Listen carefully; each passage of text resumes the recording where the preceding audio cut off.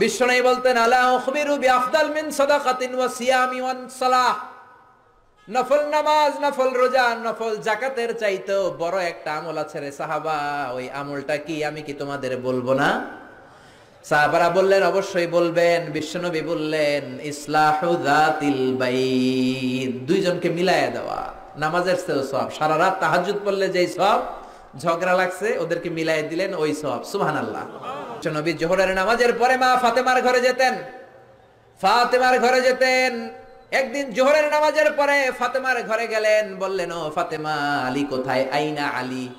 ফাতেমা বললেন আব্বা, আপনার জামাই আমার সাথে ঝগড়া করে বের হয়ে গিয়েছে।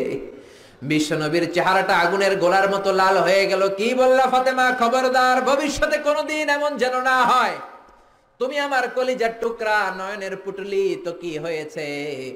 আলী যদি তোমার উপর নাখোশ থাকে, আমার নবীর মেয়ে হওয়ার কারণে জান্নাতে আমি তোমারে কিছু করে দিতে পারবো না রে ফাতেমা।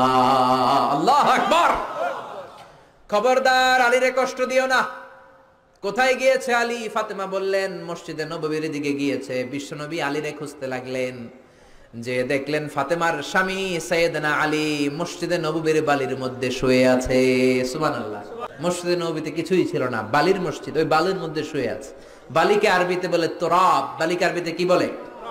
বিশ্বনবী আলীরে ডাক দিলেন, ইয়া আবা তুরাব, ও বালির বাবা আলী। কি বললেন? ও বালির বাবা আলী, কি হয়েছে? কথা কয় না, কারণ গোসা আছে না নাই? আমনের মায়ে এতক্ষণ আমারে গুতাইছে, আমনে এখন কি কন? উডুম না, খামু না, জামু না, রাগ আছে না নাই? বিশ্বনবী বললেন ইয়া আবা তুরাব, ও বালির বাবা আলী। আলী চলে যায়, ওই দিকে তাকায়, এই দিকে তাকায়, আলী মুখ ফেরায় না। বিশ্বনবী ঘাপটি মেরে সাইয়েদনা আলীর হাত ধরে টান দিলেন। আল্লাহু আকবার। ও মিয়া, বিশ্বনবী যদি কারো হাত ধরে টান দেয়, কেউ কি রাগ করে বসে থাকতে পারে নাকি? সাইয়েদনা আলী উঠে গেলেন, বিশ্বনবী টান দিলেন, আলী উঠলেন, আলীরে ধরে ধরে ঘরে ঢুকালেন বিশ্বনবী। খেয়াল করে শুনেন, আলীরে নিয়ে আসলেন, খাটের মধ্যে নিয়ে বিশ্বনবী খাটের মাঝখানে শুইলেন, ডান দিকে ফাতেমারে শোয়ালেন, বাম দিকে আলীরে শোয়ালেন। এবার গল্প শোনাতে শুরু করলেন, রাগ ভাঙ্গায়। সুবহানাল্লাহ। কি নবী ছিলেন, কেমন করে মিলায়া দিতেন। ডালে আলীরে শোয়ালেন, বাম দিকে ফাতেমারে শোয়ালেন, মাঝখানে বিশ্বনবী ছিলেন। কি রোমান্টিক শ্বশুর, গোটা বিশ্বে পাওয়া যাবে এরকম শ্বশুর। আল্লাহু আকবার। দুইজনের শুইয়ে দিয়ে মাঝখানে গল্প করতে শুরু করলেন, দুইজনের মুখে হাসি ফোটালেন। আরশের উপর থেকে খুশি হয়ে গেল কে?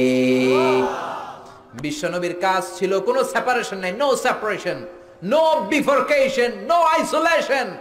বিশ্বনবীর কাজ ছিল মিউচুয়াল করে দেওয়া, মিলিয়ে দেওয়া, ভালোবাসিয়ে দেওয়া। কোন ধরনের ভাঙ্গাভাঙ্গের কাজে বিশ্বনবী নাই। বিশ্বনবী এসেছেন জোড়ানোর জন্য, ঠিক কিনা?